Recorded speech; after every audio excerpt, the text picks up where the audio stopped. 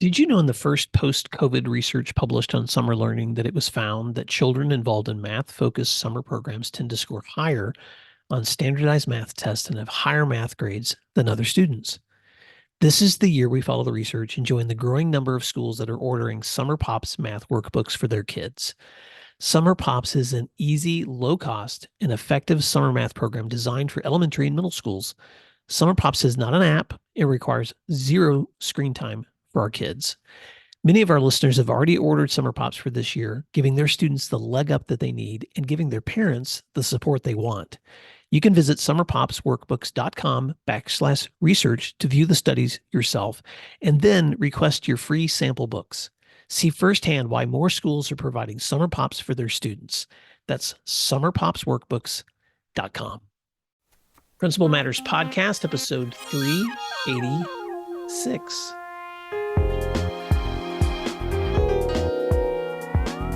Hi, friends. This is Will Parker, host of Principal Matters, the School Leaders Podcast, where each week we bring you inspiring, innovative, and imaginative ideas for your own school leadership. This week, we're going to talk about connecting every student to caring adults with my special guest, Melissa Barlow.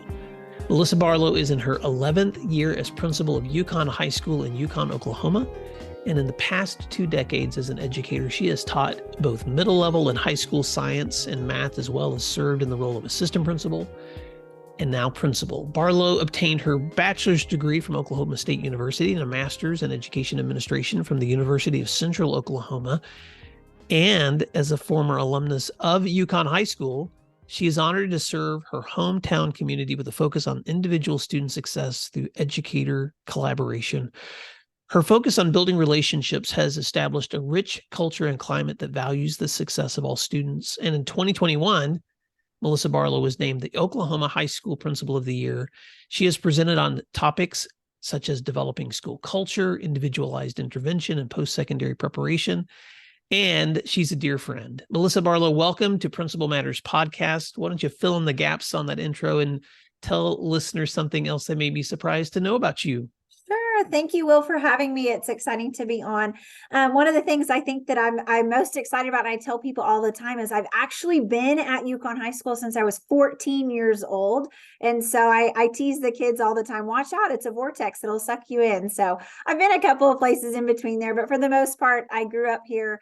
And was super blessed to come back and teach and be an administrator here in our community. And it's just such an exciting place to be. We're a one high school town, and that would be the exciting fact. You know, those sometimes to find a one high school large district is hard to find, but it's just super special because our kids K through 12 are Yukon Millers. I know that's another exciting thing. A Yukon Miller, probably nobody knows what that is, but we're excited as part of our grain mill here and our rich heritage to be the Yukon Millers. And so I'm proud to lead our school and a school that really led me in the direction of becoming an educator. Well, you are a part of an education family. Your husband is an administrator. You've had 2 children come through your school, so you have to be both the principal and the mom. I know somebody else who knows about the Yukon Millers, and that's Garth Brooks, because he's from there. You probably went to school with Garth, I'm going to guess. I was a little bit younger than Garth, but my favorite story about Garth Brooks, my 4th grade teacher went to school with Garth Brooks. She was brand new to teaching. And I remember she told us about her friend who had written music and was singing, and his single cassette was available at Walmart. And so I went home and told my mom, we must have this single cassette of this guy named Garth Brooks. And so we went to the local Walmart, and my mom bought me the single cassette of Garth Brooks' first release song. I don't remember what it was, but I'm sure it was great. And it's been history ever since. It's probably I've got friends in low places or something Probably. like that. But, it's so fun. Well, for those of us from Oklahoma, we love to talk about Garth Brooks. He also moved and raised his kids in this town where we live in Owasso, Oklahoma. And so everyone has their claim to Garth at some point in the great state of Oklahoma. I have been in your school, Melissa, and thank you for the privilege of walking your building with you. I've also known you through the work that you and I did together with our State Principals Association, where you serve as the state. You're currently the president of the Oklahoma Association of Secondary School Principals. You are a former Oklahoma High School Principal of the Year. And I want to hear a little bit, I want listeners to hear a little bit more about your school. I've been there, and so I've had the joy of walking such a beautiful campus and building. But tell us a little bit more about Yukon High School, some of the programs you guys offer, the kinds of students that you're serving. And let's begin there. Sure. So Yukon High School, as of this year, we're the sixth largest high school in the state of Oklahoma. We sit right under 3,000 students. Our school sits on a beautiful 150-acre piece of property. We've been here for 13 years. One of the most exciting things at the time that this school was built, it was due to a huge community support. The largest bond issue in state history at the time was passed to build our beautiful 350,000 square foot school building, which we are quickly outgrowing, but we're excited to keep expanding.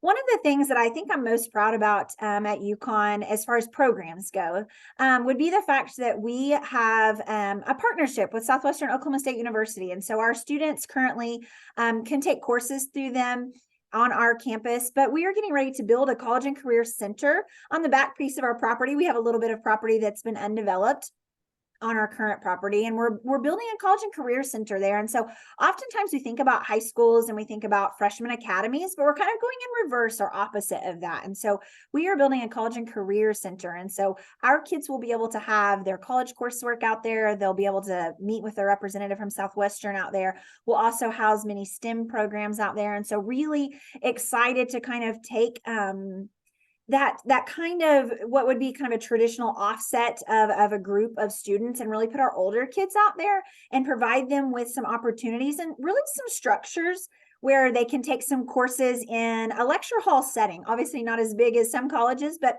some larger lecture hall settings and things like that. That's really important to me, that our kids get to experience some of that before they go on and do their work post-secondary. And so we're excited about that at Yukon. As far as our programs go, we obviously offer a wide variety of things, but one of the things that I'm most excited about is the fact that we really take into consideration what our kids are looking for and what the workforce is looking for, and then meld those two things together to build and create programs. So we always talk about here, I am not afraid to try new things. And so we're always changing and finding what works for our kids, but also the workforce. So we want to be able to prepare kids for the workforce in Oklahoma and beyond. And so we're taking and building and developing those things often.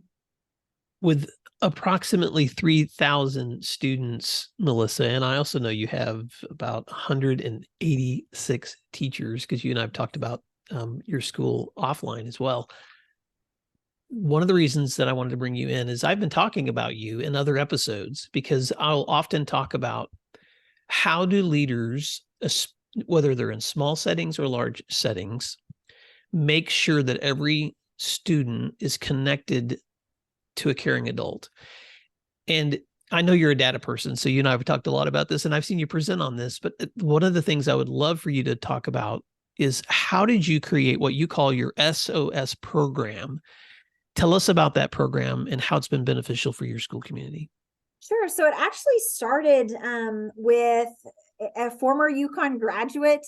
His name's Josh Ship, and he is a youth motivational speaker, has a show on, and he talks about, I got sent a YouTube video where he talks about being one caring adult away from being a success story. The exciting thing is, the person that he's talking about, his caring adult, was my former 8th grade US history teacher and an administrator in our district. But it really hit home with me. And this was actually prior to my own kids being in my school. And so just thinking about that, every kid that goes through here in the 3,000, that there's somebody's kid, and they're really close to being successful, but we've got to connect kids to people. I talked a little bit about programs a second ago, and programs are very, very important. But it's more than connecting a kid to a program. We know that kids that are involved are really successful, but it's about connecting kids to people. And so I really set out in search of some opportunity for our school, a large school, to take a large group of teachers and a large group of kids to ensure that every kid, 100% of our kids, were connected to an adult. Obviously, that was going to be at different levels, but that every kid was connected. That's how the SOS list was born. I certainly didn't create the whole thing. I begged and borrowed and stole from different areas to make something that worked for us. but it was something, and it was a system. So I'm super data driven. And it was just, if I said 100, then it was going to be 100. And it was a system that we created, that we allowed us to ensure that every kid was connected. I want you to talk about how that looked when you began, because I was in your building when you took me into your, I don't know what you call that room by your office, but it's like your own classroom where you pull in teachers and you guys do PD together. And there were names on every, I'll let you explain it, but I want you to tell us where you began, and then I want you to tell us how that looks now. So at first I was like, this definitely needs to be, as a former math and science teacher, I was super interactive. This is going to be an interactive opportunity. And so the conference room that sits just right off of my office is our classroom. It's our teacher's classroom. It's where we do our work every day. And so I took and I printed off, and it was a lot of pages, because I think there was only 15 names per piece of paper. I know I wanted room for the teachers to be able to write next to it. And so I printed out pieces of paper that contained every kid's name in our school. And I hung them up literally from floor to ceiling, it was like wallpaper, really, all around the whole room, where every kid had a blank next to their name. And then we're meeting in PLCs in that room. And so we do that on a regular basis, weekly, in fact. And so as the teachers came in, at that time, the SOS list, I was a little vague on describing what it meant to be connected to a kid. So back then it was, hey, do you know something about this kid outside of school? If you do, write your name next to that kiddo. And so we did that process.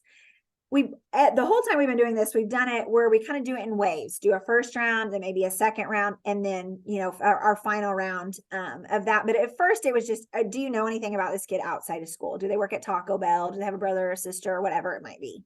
I'm not interrupting you, No, but you're okay.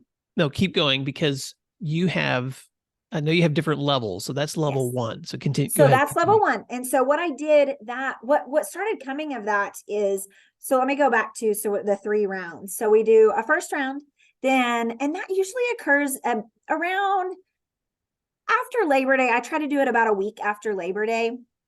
Then about 3 weeks later, we do a second round. And then for that third round, what I do is I take the list. Even back then, in those days, like, I literally was taking the list because I took it off the wall. And we talk about assigning those kids out, connecting them to somebody.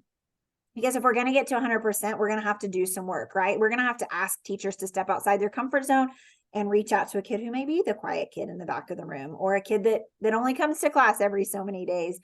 And so what I found was that when I was asking teachers to do that work, they were saying, well, how much do I need to know about this kid? How can I dive in? Well, I know a lot about that kid. And so teachers, can I write my name twice because I know a lot? Can I circle the kid's name? I know a lot about that kid. That's where the levels developed. So I tried to base this kind of on instructional supports, tier 1, tier 2, tier 3 instructional supports. I thought that's in our verbiage, right? Like, that's the work we talk about all the time. So what I developed basically is a tier 1 teacher is just what we originally talked about. You just know something about that kid outside of school. You've talked to him in the last week, just kind of a basic level. Tier 2 is you know a little bit more about that kid. You kind of understand where maybe they're at in their life. You've spent some time with them, that you talk to them more frequently. They're a kid that you're a little more in-depth connected to, tier 2. And then the tier 3 teacher. And this is where we've really built this robust program off of this. And so the tier 3 teacher is at its core, that teacher is that kid's safe space. Whether that kid is in that teacher's class or the teacher's connected with him from a year previous, but that teacher knows about that kid. And what I ask the teacher, if you're going to write your name, so now the list, I should stop and say this, now the list is digital. It's on Google Drive, because let us just talk about the wallpaper. That was a little much. So now we're Google Driving it. And so we've got our list, and we've got 3 columns, tier 1, tier 2, and tier 3. And so what I tell the teachers, if you're going to put your name on tier 3, then you need to know some more in-depth stuff about this kiddo. You need to know what their academic performance is, not just in your class, but in other classes. You need to be their safe space. But also what we ask of that teacher is for them to maybe possibly know what that kid's calming mechanisms, calming strategies are, what their triggers are. What's the best way to go about visiting with that kid or handling that kid in a tough situation? And so what we found is that now that list is, honestly, it's about helping the kids, but it's about helping us as administrators and other teachers. Oftentimes, if we've got a kid in the office that's really having a tough time and we're just not able to connect with them, I'll pull that list up. I'll see if they have a tier 3 teacher. If they do, I'm calling that person. Hey, Mrs. Smith, can you come down here? I have so-and-so in my office and I really could use your help. Or I may be asking them at another time, but I've called them on a whim. Like, can I get you a class cover? Can you please come help? And it's amazing because that teacher walks in and has a calming effect on that kid, or knows that kid's triggers, or can tell me more. With 3,000 kids, I don't know everything about every kid. My administrative team, I have 6 assistant principals. We don't know everything about every kid. We try to work on that, but we really use our team of teachers to guide that work. And so that's one of the most exciting things about the SOS list developing over time, is it's become now a resource for us as administrators, for counselors, for other teachers as well. There's just so one much. Of the things I was going to also I was going to just throw one more thing in there really quick about the tier 3. Sometimes when I talk about the SOS and share the process, every kid does not have a tier 1, tier 2, and tier 3 teacher. So our goal is 100% of our kids have at least one of those spots filled, a tier 1, 2, and 3. What we do though is encourage teachers, if you're the kid's tier 1 teacher, by this point in the year, which is December, we'll say by December, we encourage you to move from tier 1 to tier 2, or tier 2 to tier 3. We're actually in the process right now. We just finished our second round. So over fall break, what I'll do is I'll sift through the list and see who still doesn't have a tier 1, 2, or 3 teacher. And then I'll look at their course schedule and figure out a teacher that I know would be great at building a relationship with them, and start reaching out to those teachers, asking them to spend, I don't know, you guys have probably all heard the 2x10 strategy. So to spend 2 minutes with a kid for 10 straight days to get to know them. That was not my idea. I took it from somewhere. It's a great strategy. So it's a good to offer that up to teachers. And so I'll say, hey, can you do the 2x10 with these 3 kids? It's great because I will tell you this, what I've heard back from teachers is that it fills their bucket too. And I think that that's one of the best things that we can get out of this, in addition to all the great things we're doing with kids. So really, we look for 100%. So I will start sifting through that list, start reaching out to teachers. Once they feel like they've made that tier 1 connection with the kid, they'll go and they'll put their name on that. So I'll look at it over fall break, and then we're getting ready to go into fall break here. And then I'll spend some time between now and Thanksgiving break, so this fall time, doing that work. And then we'll look to fill that and greet those kids and meet those kids and build those relationships by the time we go to winter break. So let's pause, Melissa, and I want to summarize her a little bit for listeners. When you put together your SOS program, and you guys have almost 3,000 kids, your goal was to make sure that every student was connected to at least one teacher in one of those tiers. So tier 1 would be, I know who this kid is. Yeah. Tier 2 would be, I actually know things about this kid. Yes. Tier 3 is, I'm a safe place for this student. And obviously your goal would be for every kid to get there, and you won't. But the goal is to make sure that every kid has at least one of those. And now I've seen your digital list. You have that color coded. Yes. I think, is it yellow, green, red? How do you color code that? Yeah. So the red is the tier 1, and we're getting to the green, which is tier 3. And then the yellow is in the middle. So you've got red, yellow, green. Yes. So for listeners who are visual and not audio, because you're hearing this podcast, I'm going to, at the end of today's episode, give you an opportunity to connect with Melissa, to contact her if you want to reach out and see some samples of what that looks like, because it is impressive. Okay, because I also know that your work extends in so many directions, Melissa, and you and I talked about this off the air a little bit too. This idea of connecting with every student or creating an SOS, does the SOS stand for something? Save our students. Okay, save our students. Let's take a moment to thank our sponsors, and then we'll be right back. Why is iExcel used in 95 of the top 100 U.S. school districts? Because it works. Research across 45 states showed that iExcel schools outperform other schools on state tests. With iExcel, you get a personalized online learning and teaching solution that helps you improve achievement, empower teachers, track progress, and more.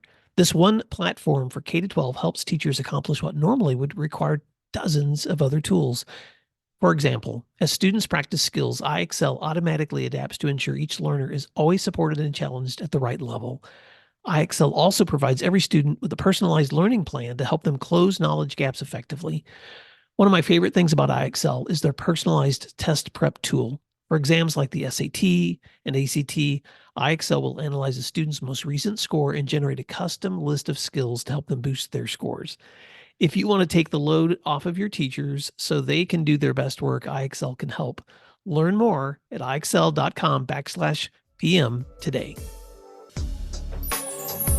And so you and I were talking before this recording about how you've actually begun targeting your connections with your teachers, and you don't call it your SOS program for teachers, but since this audience is leaders, aspiring leaders in education, can you talk a little bit about some of the ways that you have become intentional in those teacher relationships, just as you guys have as a school been intentional in the student relationships?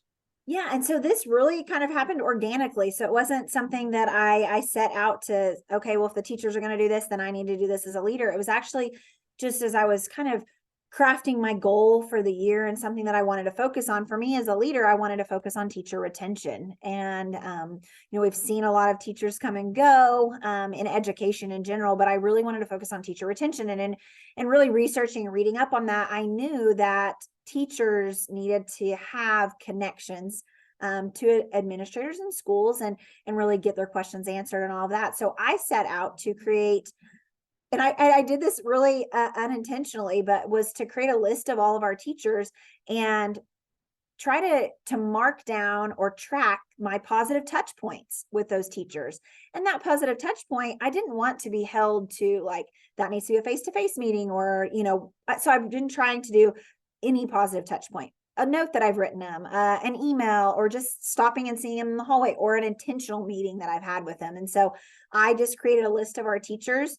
Of course, there's 186 of them. There's a lot. And so looking at those teachers, and teachers and other staff as well, but for that total there, but making sure that I was being intentional with the opportunity to have those positive touch points with them, because if I'm focusing on teacher retention, then I need to do that work. And so I was actually just thinking about it, like I made the same spreadsheet, and I kind of just recently had the aha of, oh wait, I think I just made an SOS list for the teachers. So I don't know if we call it an SOT list or whatever it might be, but just really tracking that work.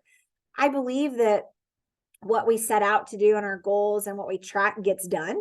And when we do this intentionally, we can just, the rewards are huge. And so I'm really working on this year, my own personal goal as a leader is to connect with teachers in that way. What I love about that, Melissa, is again, your intentionality with your students, your teachers. You and I were talking before the show started about the work that I've been doing. And I'm just going to set the context for listeners that we're recording this in the fall. You probably, as listeners, won't hear this until the spring, because I have so many of my guests now banked for this work. And Melissa, you've known me for a long time, since I was a principal and worked at the state association, and then the work I've done with Principal Matters. But before we jumped on, I was just sharing some of my numbers with you too, because in my virtual trainings, I have over 117 leaders that I'm connecting with consistently. In my in-person trainings, because of events that could be, over 1,500 people. In my podcast, I have, 10,000 downloads happening a week. And so but all of those numbers I just said to you, I actually did not even have those in my brain until this morning, when I was sitting down trying to pull it all the data into some place for me to wrap my mind around who am I serving, and what are the numbers? And so why is it important for you to look at the data connected to the people? And then how do you bring that full circle to make sure that you're keeping the people in all of the, especially the large numbers that you deal with? I think that is how we know that the work that we're holding ourselves accountable to the work that we've committed to. And so I think data just is something that's come natural to me and something that I just really value. I'm very competitive, and so I love setting goals for. I'm even competitive with myself. I love setting goals for our staff to be able to see where we're at. But I will say what's important about the data is when we look back at that, it gives us an opportunity for reflection. Oftentimes education can be draining. I mean, it can really be a draining job. It takes a lot, but I think that's how we rejuvenate ourselves. I rejuvenate myself by looking at the data. And I thought people think, really, lady, like you got to find another way to rejuvenate yourself. But when I look back at it and go, look at the work we've been able to do, I can go back and pull up SOS lists digitally, the ones we've had digitally for the past, probably, I think we've been doing it digitally for about 7 years. And so with that being said, I can go back and see the work that we're doing. I can show people the positive work that we've done and kind of the end result, and we can connect those two. But I think it's so important, just like you putting together your data, you can see the work that you've done and in one place. You know what you've done. You've been busy, right? But when I can go back and look at my calendar or in my teacher touch point list and see that the work that I'm doing is leading to that goal, I think that's where we fill our buckets as leaders and be able to kind of rejuvenate ourselves to want to do the work. Okay, I'm going to pause there for a second because someone's listening to this that may need to hear this repeated. In the work that we do, and I don't care how long you've done it or how experienced you've been or even how accomplished you might feel, it is easy to get to the end of a day and ask that question, did I make a difference? Am I making an impact? Am I adequate for the work that's in front of me? Because we can doubt that work, the impact of that work pretty quickly, especially without perspective. And so the co-host that sits on the show with me often, Jen Schwacke, will say sometimes it's important to just give yourself permission to update your resume.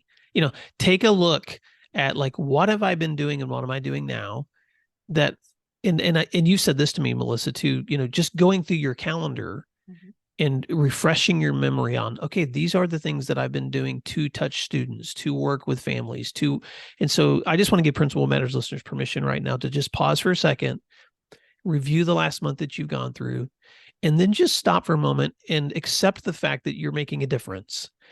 And if you can look back at this last month and go through your calendar and you saw no place in there where you're connecting with teachers and students, then you might need to reprioritize. But I'm going to guess that the impact that you're making every single day is significant, even if you haven't had an opportunity to have that perspective. Anything else you want to add to that? Yeah. And so I do want to add something. And so what I try to always look at my calendar, and so I'm really calendar driven, and I know I've shared that with the folks at our state association as well, but I have always lived by kind of the saying of does my calendar reflect the leader that I want to be? And I really, I mean, it's scheduled from the time I get here till the time I leave, and so I really schedule that work in there. I will schedule time to review the SOS list. I'll schedule time to send it out. I'll schedule time to look at it, and I'll schedule these touch points with my teachers. But I think that when we go back and look, and that reflection time, like you talked about, is super important. So definitely give yourself permission to go back and look at your calendar, see the work that you've done, but also use that time as a reflection moving forward. Like if you didn't see what you wanted to see, look forward at your calendar and go, does what I have planned for the next month actually reflect where I want to be as a leader and how I want to grow as a leader? And I think that we are the writers of our own calendar. And so for the most part, there's things, that we have to do, but for the most part, we get to decide what goes on there and what takes precedence. So I want to pretend for a moment, Melissa, that you and we've known each other for a long time. So I know that when you were recognized as Yukon, as the Oklahoma High School Principal of the Year, and I've had recognitions too. That doesn't mean that we've arrived, but it does mean that you've had experiences and successes with your students and your population that have been noteworthy. But I want you to pretend for a moment that you're sitting down for coffee with a young administrator, or maybe someone who's an aspiring leader who's stepping into this work. And they would, even though you could give them the textbook of here are the things that you should be thinking of as you step in, what would be the one or two things that you would say to an aspiring or a newer leader to keep in mind so that they can hold on to those priorities? And, I'm a big believer. So in a large school, we lead a team, so I lead a team of 6 assistant principals, and, those people come and go because that's my job as a leader, for them to move on to lead their own buildings. But one of the things that I really do talk to them about is scheduling time to do the work that's important to you. And I think that that is just key. If you want to get into classrooms, beyond needing to get into classrooms, but if you want to get into classrooms and want to spend time with kids, if you want to do the things, that put those in your calendar. The needs also go in there, the things that need to be done. But I really am a firm believer in the calendar system. I know we talked about that just a little bit ago, but I think it's so much more than just having a calendar and having things scheduled. It really is saying to yourself, these are the things I value, and this is what I want to spend my time doing. And, it's okay that we have a full scheduled day. Now, there's things that can be changed when emergencies come up, of course, but I always talk to my brand new assistant principals about scheduling time in their day for the things that they want to do as they better themselves towards their goal of instructional leadership or whatever it might be. But also the things that need to get done, because what gets scheduled gets done. And it's that good, healthy reminder to fill our day with the work that's important. And sometimes that means taking some time for ourselves too, and taking time. Our assistant principal team, our administrative team, we schedule birthday lunches, and that's just a non-negotiable. When it is one of our birthdays, we schedule the birthday lunch, and it's scheduled in the calendar, and there are no emergencies really that trump that. And we devote that hour 7 times a year to spending time together, to eating lunch together. And so it's little things like that, but I think that the scheduling makes all the difference. That's so good, Melissa. I'm just thinking of an analogy, so I'm going to use it. Because I know a lot of leaders, if they have an opportunity, for instance, to travel, to go to a conference, to schedule an event that they're presenting at or they're attending, they work really hard to get that on the calendar, to purchase their tickets, to schedule things in advance, to push everything else off that's going to keep them from doing that, to get up super early the morning of, so they can be there. They've communicated to their team, hey guys, I'm not going to be there today, so because here's the priority that's happening. And the question that I want to ask is, like, why don't we do that for other things that are important to us? Why don't we, like you're saying, if we really do value the relationships with people in our building, why aren't we scheduling and valuing time with those relationships? So birthday lunches, that's such a good example of that. But also classroom instruction, time with student advisement. And again, I know when I'm saying these things, there's principals listening that'll be like, yeah, that sounds great. But when I'm in the building, I can't ignore the fire, or I can't always put it. And I know you know that too. So I'm back at the coffee table with you, Melissa. Talk to me a little bit about that response, which is, well, how do I keep those things a priority when all these things are flooding coming towards me that push me off my schedule? So we talk about that a lot, and I always use the word non-negotiables. Like, what are the non-negotiables? And of course there's emergencies that arise and things like that. But I will tell you, on our team, we define emergency. We define non-negotiables. And I think that we're just really open. I think, Brene Brown talks about clear is kind. And so we developed collective commitments with our administrative team where we define emergencies. We define the space that we'll be meeting in. And then I encourage them to do that themselves as well. And so they understand what is, when do we need to do supervision and what trumps that, because there's not a lot that trumps passing period supervision with 3,000 kids. And so we actually It was about 2 weeks ago. We actually met again. We meet frequently, but in one of our meetings, we met and we talked about the fact that we needed to recommit to that. We had let some other things come into our non-negotiable list of reasons that would trump those things. And so I think that's the conversation where you have to have either with your administrative team or yourself. And I write everything down. So we have a list of collective commitments. We have those things written down. We understand what comes before what is an emergency, I guess is what I'm trying to say. Like, what is an emergency? And so we meet every Monday morning, our administrative team.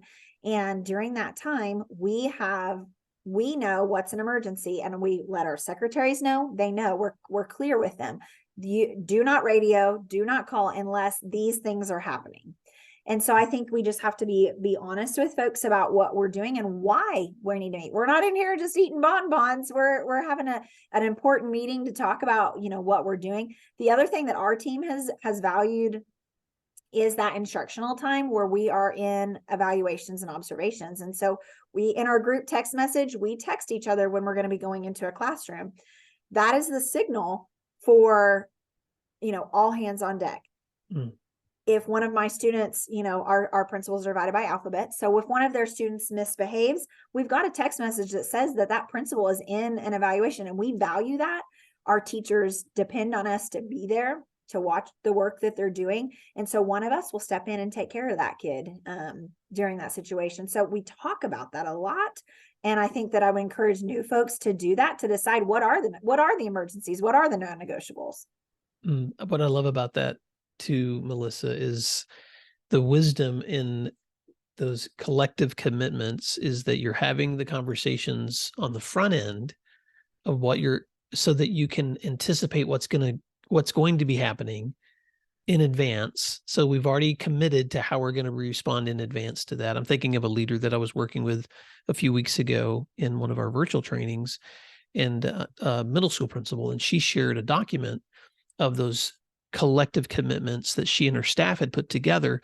And she would host during planning periods groups of teachers in each hour when they needed to revisit collective commitments, because if maybe there's some things happening around the school that are starting to be distractions, or people are avoiding, or people are no longer paying attention to. And so I was just really impressed with the forward thinking that she had, which is, okay, just like a good classroom teacher has to revisit the norms in this classroom, I have to revisit as a leader with my team. What are the collective commitments that we have for our staff? So much wisdom. I want listeners who are listening to this who would love to see your SOS examples or just connect with you as a leader and a friend, Melissa, to be able to find you. So how can listeners connect with you? And what are any parting words of wisdom that you'd like to share before we go? Yeah, so I would welcome anybody to email me and reach out. And so you can email me at our school. And so it's melissa.barlow@yukonps.com. Please reach out. You can also go to our website, which is YHS for Yukon High School, .yukonps as in public school.com. And you can connect with me there. And so please reach out with any questions. But I would just really say, like, the work that you're hearing me talk about, please know that I've been in this position for a decade.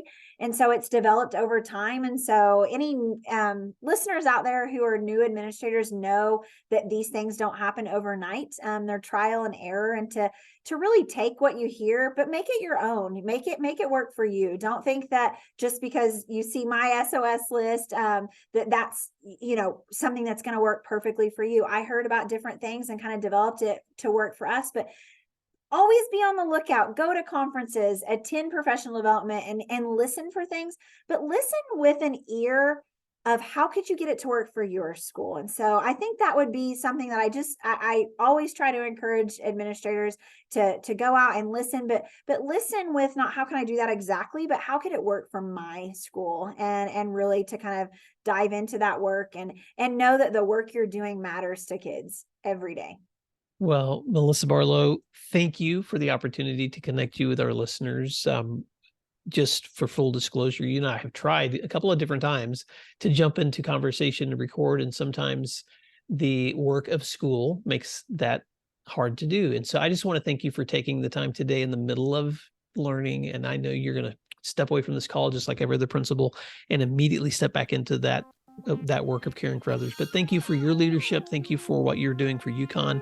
Thank you for sharing those ideas with other leaders. And Principal Matters listeners, I just want to encourage you as you think about those students in your care, how can you connect every student, every teacher, every day with someone who cares? Until next time, thanks for doing what matters. We'll talk to you again soon. You'll find free resources like this one at williamdparker.com. Subscribe for our free weekly newsletter, which contains bonus material, and also check out the links for Grow Academies, Masterminds, Executive Coaching, and Keynote presentations for my books, as well as from Principal Matters Associates. You can find out more under our speakers tab at williamdparker.com. Thank you for learning together, and thank you for doing what matters.